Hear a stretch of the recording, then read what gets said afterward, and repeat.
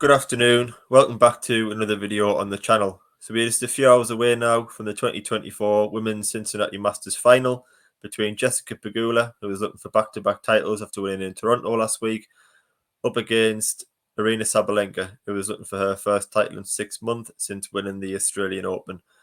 Both these players are really suited to fast hardcore conditions. We should see a brilliant final tonight. Both players in peak conditions, and hopefully see a fantastic match to decide the title. First off, I'm just going to look at both players' runs to the final, and I think Pegula deserves immense credit. She's a player that's been off court for a long time and struggled with a couple of different injuries. To win the title in Toronto, what were tough, hot conditions last week, and then back it up by coming through a very tough draw in Cincinnati up against Karolina Muchova, Leylah Fernandez, Paula Badosa, all very good hardcore players. So Pegula's shown a bit of everything, I feel, over the last couple of weeks. She's faced players of all different styles, which she's adapted to. She's got immense heart and will and desire to win. She's visibly physically struggled, particularly against Leylah Fernandez, but fights through. And she's got a real knack now of winning the big moments and performing the best in the match-defining points, which is a difference between being a champion and not. And I think you've got to give immense credit to Pegula for going to back-to-back finals in what are very tough, hot conditions in Canada and US. And you can never write her off in a final. You know, she's got a very good record in finals. She'll have the backing of the US crowd. And as I mentioned there, she's came up against many different styles over the past couple of weeks and navigated through them all. So I think she'll be in confident mood ahead of this final. Moved on to Sabalenka, and it's remarkable to think that a player of Sabalenka hasn't won a title since Australian Open. You do have to admit that she's had issues with her shoulder. Thankfully, she looks to be over them now. She hasn't had the best results since coming back, but she did talk in an interview that she didn't have much trust in her shoulder, and she now feels fully pain-free. She's got the trust back in her arm. She feels like she can fully swing. And Sabalenka is a player that is massively based on her power game. So if she's not completely hitting through the ball, she's tentative, she's not quite accelerating, then that's the reason for the bad results. But thankfully, Sabalenka is fully fit again. She's got full trust in her arm, and she's playing the best tennis we've seen her play in a long time. And it's great to see, because Sabalenka is one of the top women's players in the world. I feel like Sabalenka's cruised through this draw, you know, looking at Svitolina, Samsonova, Swiatek, very comfortable wins. Yet to drop the set. Was dominating yesterday against Iga Swiatek, but I will come on to that a little bit later. So Sabalenka leads a head-to-head between these two players 4-2. I think ideal conditions for both. If you ask them both, I think they will both say that their best conditions are fast hard courts. So we should see a fantastic match hopefully tonight. As I mentioned there, Pegula's on a 9-match winning streak. She's playing her best tennis of 2024. I feel like she's faced a hell of a lot of different styles in the past 2 weeks. At times, she's been really forced to defend and dig in and fight and counterpunch off the back foot. But at times, she's also been the aggressor. You know, she's a winning machine when she comes forward. She's serving well. And I think having that different styles and the wins over those players just increase her mentality and confidence in her game, because she can play any style of tennis. I do feel like Badosa missed an opportunity yesterday. I think Pegula didn't play her best from the second set onwards, whether she struggled physically. Badosa started to really serve well and rattle through service game, but the 2-2 in the decide, I think Badosa missed 4 break points. And Badosa just got a little bit passive, didn't play best tennis, and Pegula really capitalised and took her break point opportunity to serve the match out. So I think Badosa would be slightly disappointed that she didn't have more authority and conviction in that third set. I think it was a match that she could have won. But as I've said, Pegula is so mentally tough. She's got the US crowd, and she's brilliant at winning the big points and really peaking in the big moments. And that's what's seen her progress to a second final in the matter of weeks. I do feel like Pegula is quicker than Swiatek and probably more at home on a fast hard court than what Swiatek is. I think she's, you know, shorter, she's more elusive, a better counter puncher than Swiatek on a hard court, and that should force Sabalenka into playing more balls. Moving on to Sabalenka, as I mentioned, she's yet to drop the set. She got her first ever straight sets win against Iga Swiatek yesterday, which will do huge things for her confidence.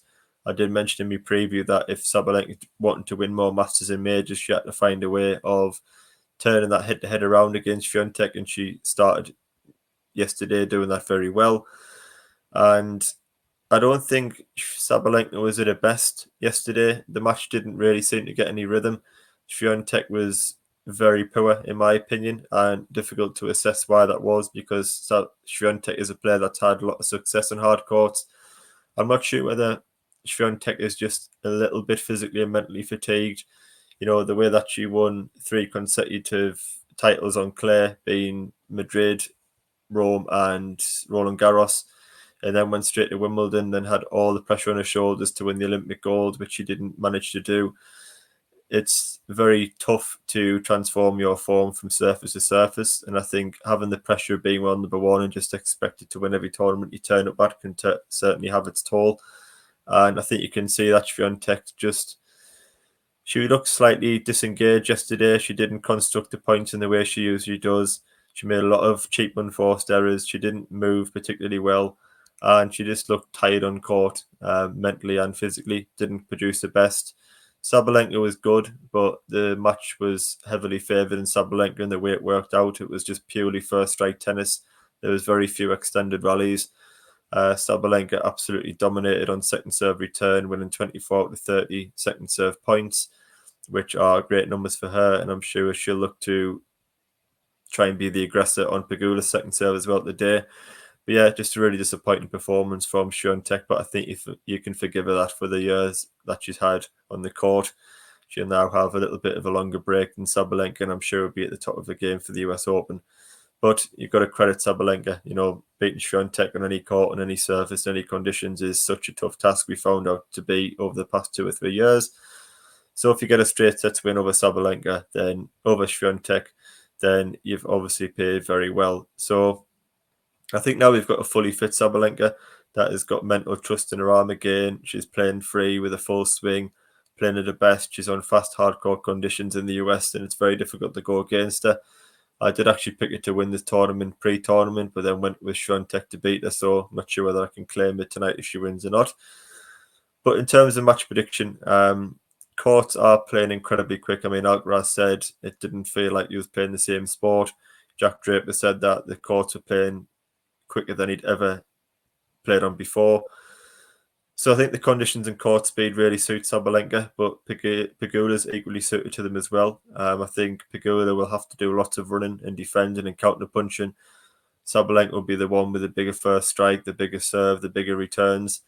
And I think Pegula this week has physically struggled. You know, it was visible against Fernandez.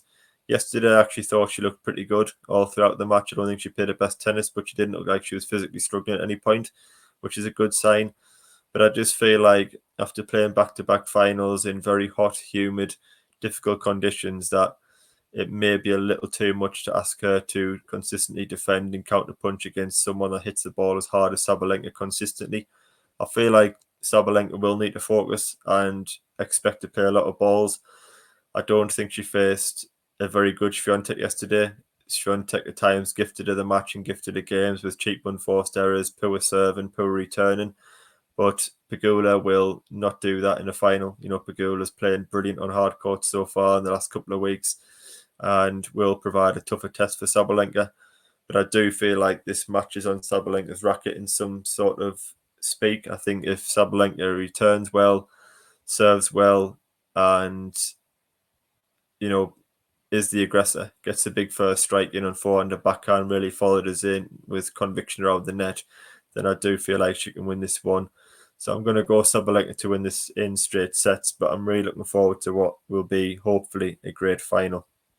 So thank you for watching. If you did enjoy the video, please leave a like, and if you do, leave your comments of who you think will win the final. I do always enjoy reading those.